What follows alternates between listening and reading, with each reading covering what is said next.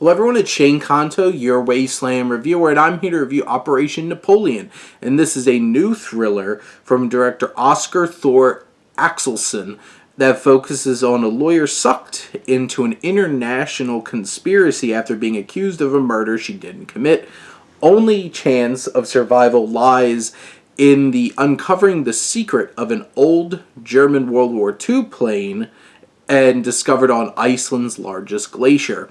And this film has a lot of twists and turns in it, has a lot of conspiracies it's drumming up, and has such an interesting hook right off the bat of this group of people finding this old World War II plane. It has a swastika on the tail, and it's like, why is this in Iceland?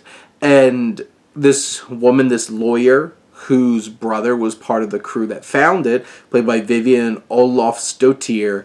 I think she does a really fine job portraying our main character, Kristen, who's going on this journey of trying to uncover the truth in like this harder edge, kind of like National Treasure kind of way.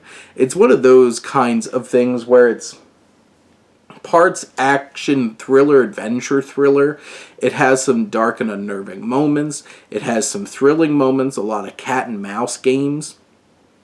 I do think that it overextends itself a little bit at an hour and 52 minutes. There definitely seems like there could have been some redundant scenes, kind of consolidated, making it a little bit leaner. There's definitely a big difference between those scenes where there is tension and when there's not. You can really feel that in the direction of it. I do think for the most part the performances are strong. Ian Glenn, who Sir Jorah Mormont from Game of Thrones, I think he has a weird accent in this as an American, but like I think he's a pretty intimidating villain. I didn't really buy into like the relationship dynamic between our main character and her like acquaintance, somebody who she had a history with that knows history and can help out with this. And over the course of the film they get closer, fall for each other, and it's like I don't really care about that. That doesn't really feel meaningful to me in this film. But it's really the thrilling moments, those scenes, building the tension, the stalking, the cat and mouse kind of stuff works. I think that's the best part of this film.